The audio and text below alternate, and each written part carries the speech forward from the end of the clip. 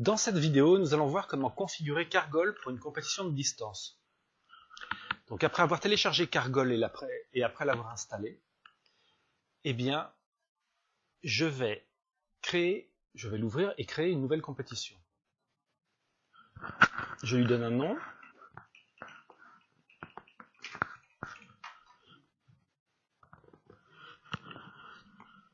La fenêtre principale de Cargol apparaît. C'est la fenêtre qui va permettre d'entrer dans les différents sous-écrans pendant l'utilisation du logiciel au fur et à mesure que votre épreuve se déroule. La première chose à faire, c'est de paramétrer le type d'épreuve. Ça se passe en haut à gauche. Je peux choisir parmi les options parapente élite si c'est une épreuve élite, parapente sport ou loisir, parapente sport si vous êtes en plaine, si c'est une compétition de plaine, delta si vous êtes un organisateur delta, et championnat si c'est un championnat de France, un Open de France. Donc supposons que ce soit une élite. Je vais maintenant paramétrer le numéro de la compétition, qui va me permettre de coupler Cargol avec le serveur afin de pouvoir récupérer la liste des pilotes, la liste des balises, et aussi de communiquer les résultats une fois que j'aurai fini ma compétition. Donc pour cela, je vais saisir ici le numéro qu'on trouve sur la page de votre épreuve, sur le site parapente.ffvl.fr, et en allant dans l'onglet Édition. Je trouve ce numéro ici. Je le trouve aussi dans l'URL de votre épreuve en haut. Donc, dans notre cas, c'est 3293 et je saisis donc 3293 au bon endroit. Deuxième numéro à saisir, c'est le mot de passe pointage. MDP pointage. On le trouve juste à côté. Et comme c'est un long numéro, je vais le copier et le coller au bon endroit. Je peux vérifier ma compétition en appuyant sur ce bouton ffvl.fr qui va ouvrir une fenêtre, enfin la fenêtre de ma compétition justement. Si ça ne s'ouvre pas, c'est que vous n'avez pas saisi le bon numéro. Étape suivante, je vais m'occuper des balises de mon épreuve. J'appuie sur le bouton balise.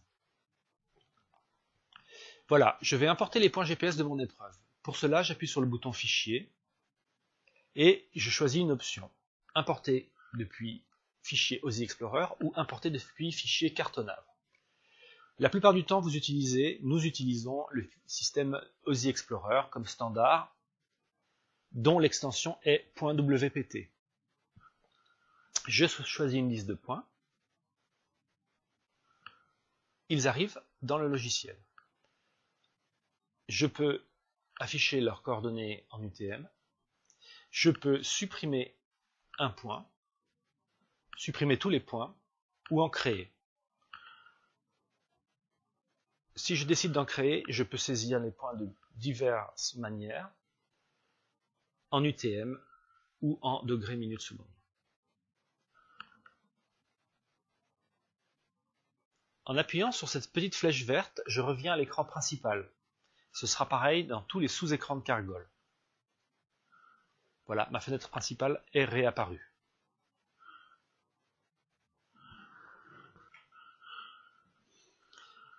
Phase suivante, l'inscription des pilotes de la compétition. J'appuie sur le bouton inscription et chargement. Un certain nombre de fenêtres s'ouvrent. La fenêtre principale, c'est celle-ci, celle où va apparaître la liste des pilotes inscrits à mon épreuve. Une deuxième fenêtre à droite, verticale, apparaît. C'est la liste où vont apparaître les pilotes que je vais potentiellement inscrire dans mon épreuve.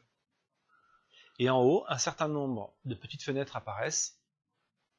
Ce sont des modules de GPS Dump, le logiciel qui sert à communiquer avec les GPS pour leur envoyer les points. Mais nous verrons ça plus tard. Je décide de télécharger la liste des inscrits de ma compétition. J'appuie sur ce bouton.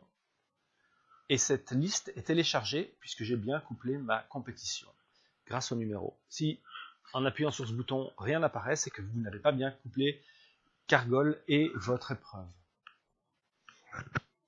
Ou alors que votre connexion Internet ne marche pas. Voilà, je constate que j'ai un certain nombre de pilotes qui sont apparus, mais tous ne sont pas apparus. Si je vais dans les inscriptions en ligne de mon épreuve, je vais constater qu'un certain nombre de pilotes, dont des écritures apparaissent en rouge, ont pour celui-là, par exemple, sa licence qui est invalide. Ça veut dire qu'il n'a pas encore pris sa licence. On est en début d'année au moment où je fais cette vidéo. Et puis d'autres pilotes ont bien une licence valide, mais n'ont pas de carte compétiteur. Eh bien, c'est parce que ou bien ils n'en ont pas souscrite, ou bien il y a un problème avec leur carte compétiteur. Alors, tous ces pilotes qui ont du rouge n'apparaissent pas dans votre compétition au moment où on les importe.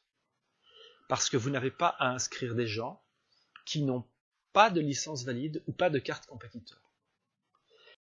Une fois ma liste des préinscrits téléchargée, je peux décider, pilote par pilote, de les inclure dans ma compétition. Je vais prendre ce premier pilote, je clique sur le bouton gauche, je fais un glisser-coller dans la fenêtre de gauche. Au moment où je dépose le pilote, une fenêtre apparaît. Elle me permet de vérifier, notamment, et surtout, qu'il vole bien avec l'aile qui m'est présentée. Dans ce cas, c'est une zone ENSO 3. Pour quelle raison? Parce que ce pilote peut très bien avoir volé avec cette aile au cours d'une compétition précédente et se présenter sur la mienne avec une autre aile. Or, l'aile a de l'importance en fonction de votre épreuve et du type de scoring. Donc, je lui demande s'il vole bien avec une zone ENSO 3, il me le confirme. Je peux aussi lui demander confirmation de son numéro de téléphone, mais dans la plupart des cas, même dans absolument presque tous les cas, le numéro sera bon, puisque le seul cas où il ne serait pas bon, c'est s'ils ont changé de numéro entre le moment de la prise de licence et le moment où ils sont sur l'épreuve.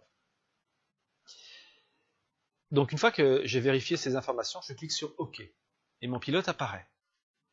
Je peux aussi décider de prendre tous les préinscrits en appuyant sur ce bouton.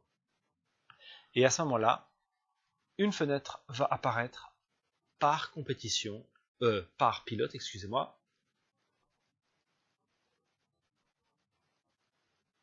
jusqu'à la fin des préinscriptions. Évidemment, je n'ai fait aucune vérification en important ces pilotes de leur aile ou de leur numéro de téléphone, et je peux retourner dans cette fenêtre en cliquant sur l'un de ces numéros au moment où ils se présentent le matin du premier jour de l'épreuve. Les petites fenêtres du haut, qui sont elles-mêmes mobiles, me permettent de charger des points GPS dans les GPS des pilotes qui ne les auraient pas chargés eux-mêmes avant de venir à l'épreuve. Donc, soit dit en passant, le règlement leur demande de charger ces points. Et dans presque tous les cas, les pilotes arrivent avec leur GPS chargé. Mais pour un certain nombre, ce n'est pas le cas. Et ces pilotes, vous pouvez leur charger à partir de Cargol en utilisant ces petites fenêtres. L'autre option consiste à utiliser directement GPS Dump en dehors de Cargol. Si par exemple, le premier pilote veut charger ses points, je sélectionne son nom, je vais ici choisir le type de GPS qu'il utilise et qui est relié à mon ordinateur au moyen d'un câble, par exemple un Flymaster. Je vais paramétrer le port COM ici. Évidemment là, c'est une simulation, je n'ai pas de GPS branché à mon ordinateur, donc je ne peux pas aller jusqu'au bout de la manipulation. Puis, une fois que c'est configuré, j'appuie sur le bouton Charger. Le fait d'avoir plusieurs petites fenêtres me permet en principe de charger plusieurs GPS à la fois. Mais dans la pratique, on ne le fait jamais.